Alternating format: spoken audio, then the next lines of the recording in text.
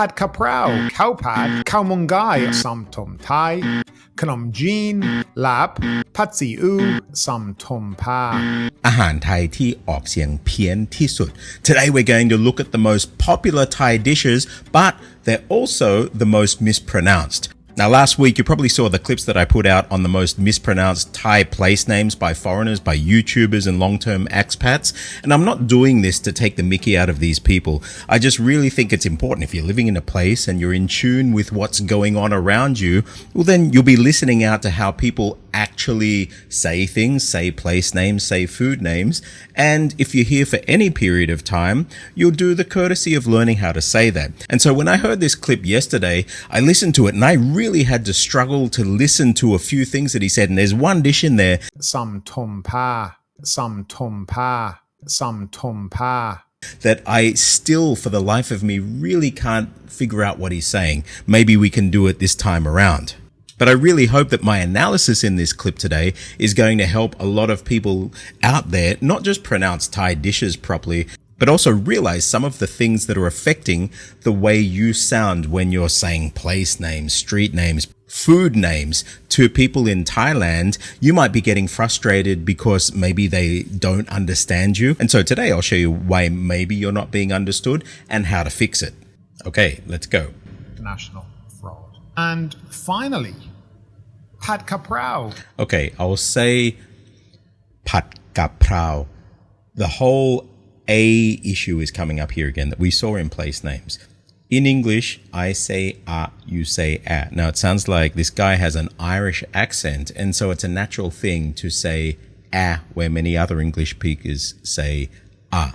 The problem is that that transfer cannot happen in Thai, and I know you're reading it P-A-D, but you can't say it pad. It's not pad, it's pat. Pat and pat are two totally different words, two totally different meanings in Thai. Pat means like to stir fry. And so have a listen again how he said that. Pad Kaprao, Pad Kaprao, Pad Kaprao, the iconic spicy Thai stir fry with holy basil and rice. I'll just say one thing also about this dish. This, if not any dish, is probably the most favorite Thai dish that Thais will order. It's the go-to dish when you don't know what to order. It's not pad Thai. Pad Thai was more of a sort of synthetic dish that was invented for some travel tourism purposes.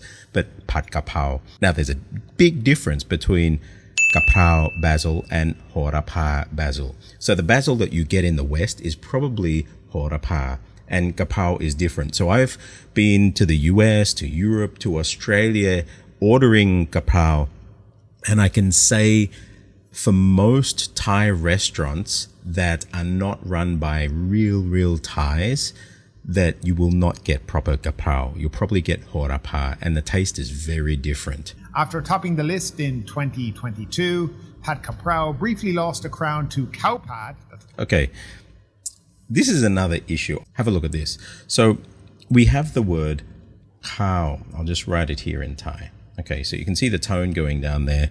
That's khao. Now that, if you were to write it, I guess, in spelling, it would be out like that with this tone. Khao, khao. This vowel here, cannot be interchanged with a. And so he says cow, cow, cow. Cow is a very different word. There's one word we have in Thai, is this, cow. If you're from Isaan, you would especially know this. This is a word for tooth, or like when you're talking about animal teeth, this cow. But this would be cow with a low tone. You can see the low tone down there versus cow. Listen to the difference. Cow, cow, cow, cow. Totally different. Cow is cooked rice. Cow, kind of teeth. Cow, cow, cow, cow. You cannot mix it up. So if you say Khao Pad, it's just totally wrong. And many Thais will really have to struggle to listen to it. It's not as obvious to them as if you were to interchange these and in English. Thai fried rice, if anyone's wondering, last year. However, its popularity has surged again, reaffirming its status as a Thai favorite. Meanwhile, Khao Man Gai. Okay, let's listen to him say it again. Khao Man Gai. Okay, so I can tell exactly what he's probably visualizing in his mind as he's saying this. Why can I hear that? He says Khao, and this Khao this time round wasn't too bad. It was more of an art than an but then he's reading this, and so he's probably read it somewhere and it's stuck, but that's actually coming from the Thai. So again, we have Khao, and then we have this word man. It's not mun, but I can imagine that somebody has written this on an English menu somewhere, and so his version of English looks at that U, and where many English speakers might pronounce that as man, he'll say mun. I can imagine maybe he says muni instead of money. And so he's reading this as mun. And then also I can tell that he's probably visualizing the word for chicken, which is actually gai. This word here, he's probably visualizing it with a G, and you can hear this gai, g. You can hear his voice activating in there. I know I'm a broken record saying this in all of my clips for so many years, but the Thai language does not have G. It does not have J like we know it in English. So there is no G sound. There is no J sound. Those are activating my voice, G activating my voice. The word for chicken is this word here, gai. And so if I click over to my consonant compass here, you can see this. This is a stopped K. You can see the throat's closed there, like when you cough, and your tongue comes up to the back of your throat, but there's no voice. This is ga gai. You can see, if the voice was there, you could see, say the voice activated like this, and this is open. So the word for chicken is this one here, gai. There is no voice activated, and Thais will pick up on that. So if you say gai, they're hearing something else. I know to you it might not seem that much of a thing, but it sounds like a totally different, not only different, but totally alien, totally foreign sound, because there's no voiced G in Thai. Other popular delivered dishes include Som Tam Thai. What's just happened there is a super good case as to why you should learn to read Thai and not go by the transliteration systems. Let's have a look. Som Tam Thai. Okay. He said Som Tam Thai. So let's have a look at this. What is that? I'll just clear this out here. So if you write what he said in Thai, that would be this. Som Tam Thai. Okay, so by the way, if you want to use this tool, it's totally free. I built it so not only foreigners could learn Thai, but also native Thais, native Thai kids can do all of their drills and learn Thai also with it. And it's not just Thai, it works for Chinese, for Vietnamese, and a whole bunch of other languages. You can come in and use this and actually see the tones of the words that you're doing. Som. Okay, so you can see this som has a falling tone. But what happens in English, if you come to my vowel compass here and we look at Thai vowels here, you can see ah here. So this sound is ah with an open mouth. Ah versus a closed or there. Okay. So when you're talking about som tam, this is a short version of this closed O sound, and you can see the O letter here is actually closed versus this one here, ah. So if I come back to this word here, som, when you see it written, you'll see it like that.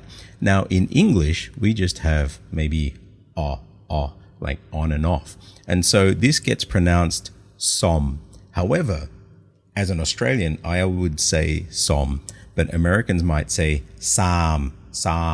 And as an Irish person, he might say some.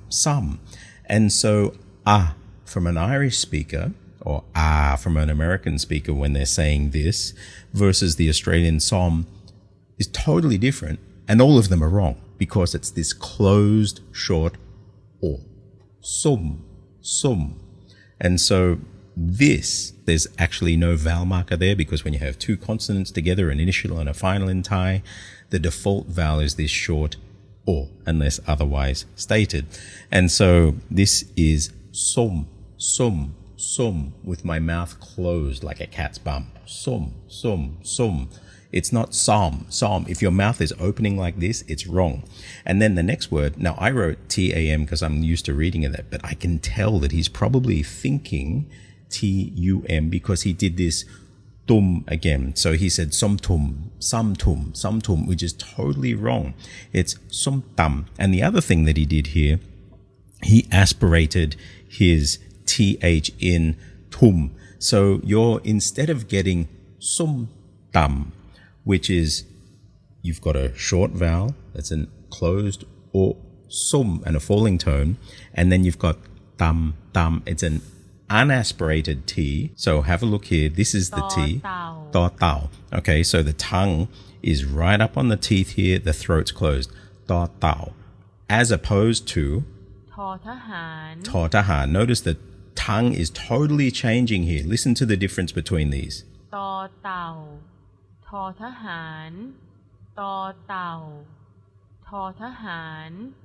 What amazing animations. Sorry, it took me a long time to draw these out and animate them, but I'm happy that they can illustrate the point of where the tongue is and how the air is flowing there, because it really makes a difference to the sound and your intelligibility.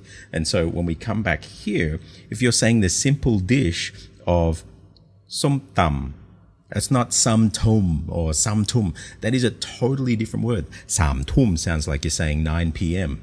This is som tam. And then finally you have the word Thai. And I'd say this is with a short vowel. It's a short diphthong. So that's Thai, not Thai. So Som Tam Thai. Som Tam Thai. Som Tam Thai.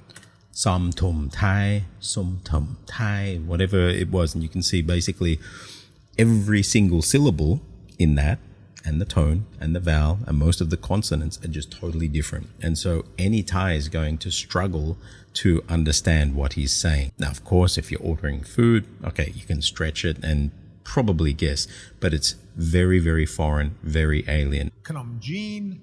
Okay, here's another really interesting one. Okay, remember that I said that there's no such thing as a J in Thai. And so what he's just done, I know what he's talking about. He's talking about this Khanom Jeen. Okay, I'll put a space in there. So Khanom, he said that, okay, Khanom, it's with his K. But this word here, Jeen, so maybe he's read it in English like this. Okay, and he's seen a J-E-E-N. Remember I mentioned we do not have a J in Thai the way that we know J in English. J with his voice sounds. We have this letter here. Jaw Jan. And have a look here. Again, the throat's closed and there's no voice activating. So this is t or jaw. Okay, so jaw Jan, and the tongue is up here. Jaw. It's not j. So when I'm hearing him saying Khanom Jeen, I know that he's thinking of a J, because there's no way if he were thinking in Thai letters that he would be pronouncing like that, because actually the letter j and Jeen are totally different. Your tongue's in a different position for a J in English. J. It's way back. You've got it activating there. Your voice is activating and it sounds nothing like it, as opposed to t. There's no voice. Jeen. Khanom Jeen. Khanom Jeen. And Khanom Jeen are those white sort of rice noodly things that often you will have gang kil wan with it. Laab. Okay. His Laab wasn't too bad. He had his R somewhere between R and an A. So this word Laab, but notice, and you notice the tone falling there, he's probably thinking of this, right? In Thai, you cannot puff any consonant at the end. So you don't say lap. In English, it might sound polite or nice to really enunciate things at the end. In Thai, it just isn't done, and it could lead to the listener getting confused, especially if there's a word after it, because then they may take this aspiration to be the first sound of the next word. This is Laab.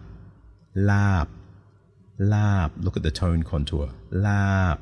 And I just cut my throat off as soon as my lips hit together. Laab. I love laab. Laab gai, laab pet, laab mu. But this is how you say it. Laab, and especially laab tod. That is the bomb. Patsy oo. Okay. Pad si ew. Let's listen to how he said that again. Pad si ew. Okay, so this is pat. Pat means fried. We've done that already. And then we have si. As soon as you see something written with this so character, by the way, you know it's probably a foreign word because this is not natural in Thai. And then we have this word here, ew. And so ew also has this maitri tone marker. So if I say it here, pat si ew, look at the tones. Pat si ew, And as soon as you see this from this so and the maitri and meichatawa tone markers are synthetic tone markers. They don't exist in the overall original Thai sound system. They were brought in to pronounce words like this that have come in from Chinese dialects. This one actually from Teochew in Chinese or Chaozhou Hua. And this, let me just write it for you, comes from this word here. So pat si ew. By the way, if you open this, you can actually practice your Thai writing as well. So pat si ew, and you can actually swap the different fonts out to learn to read different fonts. So that's just a side note. You can go to crackinglanguage.com, get in and use those. And if you really want to know how to do all of this stuff and get your Thai on point, come and join Minecraft at jacademy.com. But what is pat si ew? So let me get rid of this for a moment. And so the word si ew actually comes from this word in Chinese. And so anyone who speaks Chinese, you would know this word here. So this in Mandarin is chi. In Cantonese, you would know it is si. Si, that's like with a number 6 tone down the bottom. Okay, so this is fermented beans, fermented soy.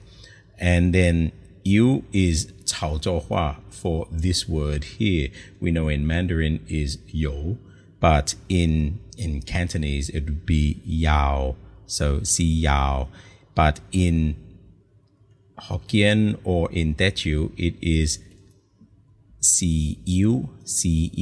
So it's this fermented soy sauce.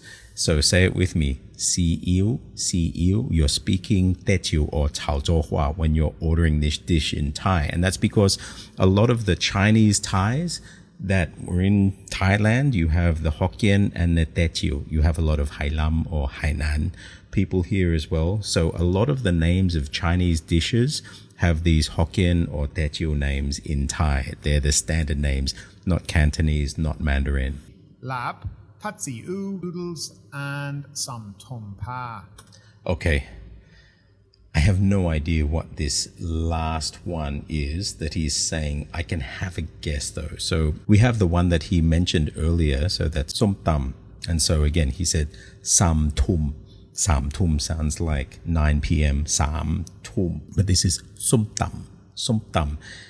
I suspect that what he was saying is this. Pla Ra.